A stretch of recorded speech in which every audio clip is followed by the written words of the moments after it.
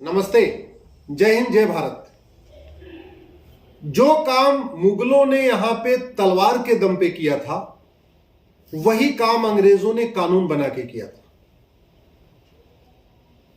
मुगलों ने भारत के मंदिरों को लूटा तलवार के दम पे, भारत के मंदिरों पे कब्जा किया तलवार के दम पे। अंग्रेजों ने मंदिरों को लूटा, मंदिरों पे कब्जा किया कानून बना के।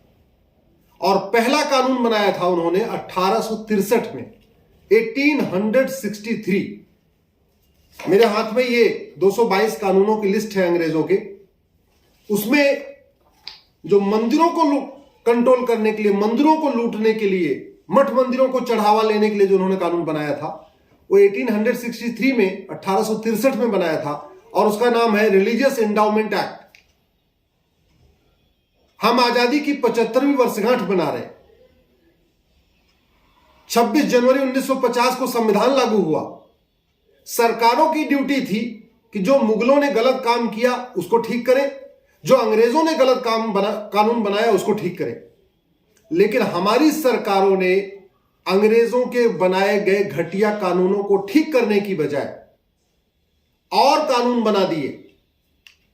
अंग्रेजों ने तो 1863 में एक कानून बनाया, रिलीजियस एंडाउमेंट एक्ट, मठ मंदिरों को कंट्रोल करने के लिए।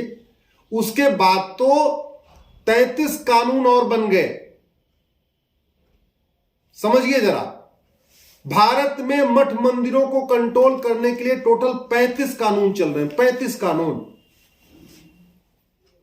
ऐसे लगता हिंदू हिंदुस्तान में सेकंड क्लास सिटीजन है। ऐसे लगता है हिंदुओं को बराबरी का दर्जा ही नहीं हिंदुस्तान में।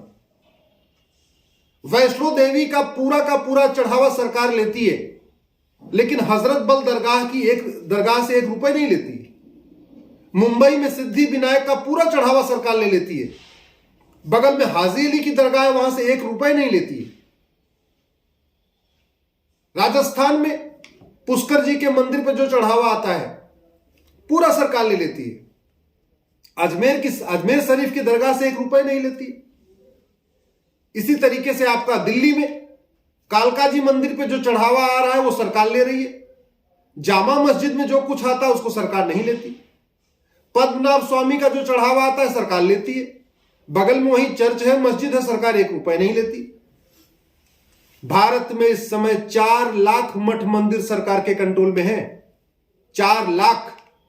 एक भी मजार सरकार के कंट्रोल में नहीं, एक भी दरगाह सरकार के कंट्रोल में नहीं, एक भी मस्जिद सरकार के कंट्रोल में नहीं, एक भी चर्च सरकार के कंट्रोल में नहीं। लेकिन मठ मंदिर 4 लाख सरकार के कंट्रोल में है। मठ मंदिरों से सरकार 1 लाख करोड़ रुपए ले रही है, लेकिन मजार, दरगाह, मस्जिद, चर्च से 1 रुपए नहीं ले रही। क्यों? क्या हिंदुस्तान यहां पे सेकंड क्लास सिटीजन है क्या? दुर्भाग्यवश कोई भी पॉलिटिकल पार्टी खुलेआम संसद में इन घटिया कानूनों के खिलाफ नहीं बोलती। कोई सांसद, 788 सांसद हैं, 788, 1-2 सांसद नहीं है। लोकसभा राज्यसभा मिला के 788 सांसद हैं। लेकिन कभी ये मठ मंदिरों को फ्री करने के लिए, जो चढ़ावा आ रहा है उसको फ्री करने की बात नहीं करते। आप जरा सोचिए, अगर ये 4 लाख मठ मंदिर सरकार के कंट्रोल से फ्री हो जाए तो वहां जो मंदिर का चढ़ावा आ रहा है उसी चढ़ावे से 4 लाख नए गुरुकुल बन जाएंगे।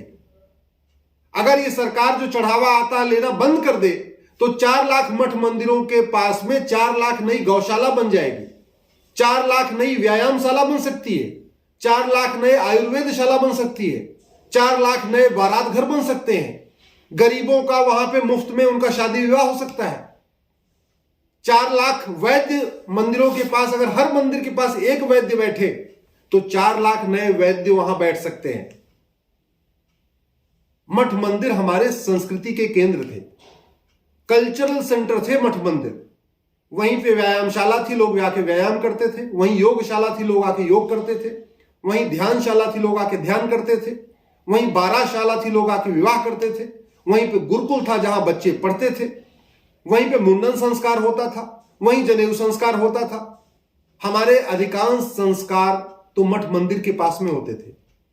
लेकिन अंग्रेजों ने मठ मंदिरों को कंट्रोल करने के लिए कानून बनाया और हमारी सरकारों ने उसको कंटिन्यू नहीं किया, बल्कि उसमें और कानून बनाए हैं। और ये क्यों चल रहे हैं?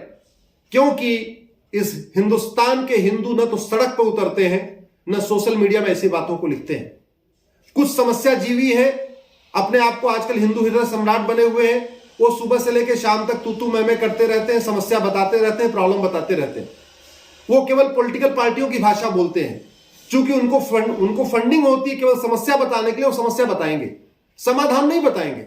अरे भैया, भारत की सारी समस्याओं का समाधान संसद से ही निकलेगा। या तो संसद से निकलेगा या सुप्रीम कोर्ट से निकलेगा। और संसद और सुप्रीम कोर्ट को जगाने का तरीका है सड़क और सोशल मीडिया।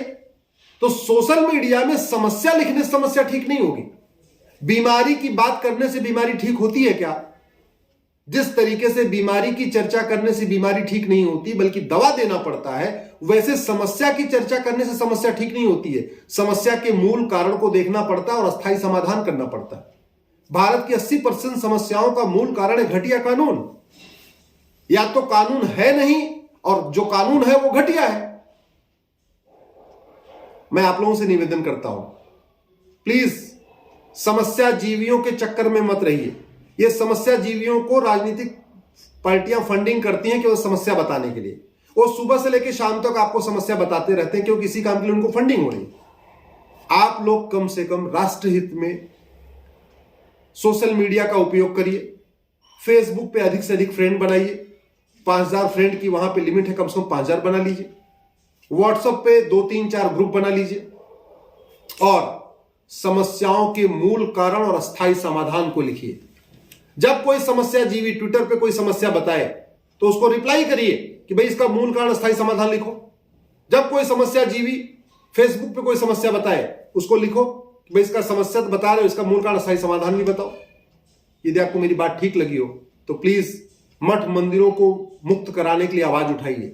या तो सड़क पे उतरिए या तो सोशल मीडिया में लिखिए। मैं देश के सभी धर्मगुरुओं से कहता हूं, प्लीज आंखें बंद करने से कोई फायदा नहीं है। मठ मंदिरों को मुक्त कराइए और हर मठ मंदिर के पास एक गौशाला, एक गुरुकुल, एक वेदशाला, एक आयुर्वेदशाला, एक हवन कुंड, इस तरीके से वहां पे समग्र जो हमारा कल्चरल सेंटर है उस मठ मंदिरों को कंप्लीट कल्चरल सेंटर बनाइए। जय हिंद, जय भारत।